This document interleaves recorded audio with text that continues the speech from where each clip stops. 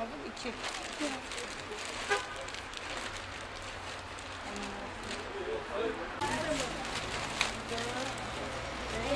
6. Ya niye mi?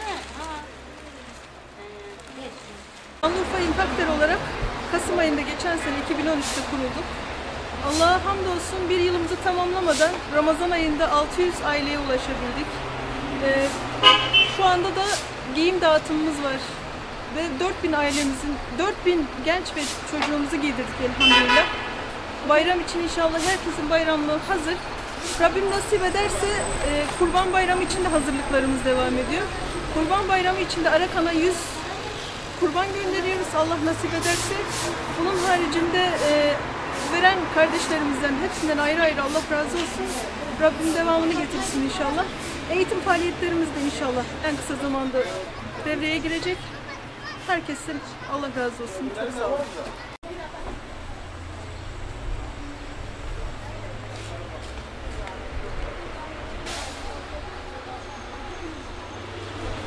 Gel, kaçmazlar ya. Şeyleri halledin. He? Sıkıcı, bulamadım onları. Nasıl yapalım? Sen benim mektuba? Evet. Yakınlar halledin. He?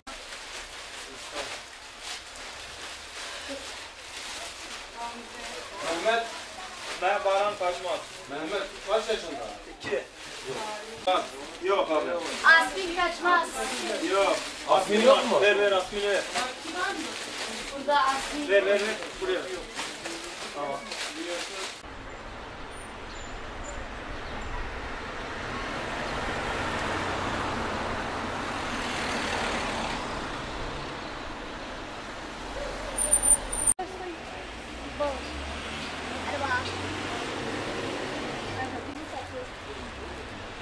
Zehra.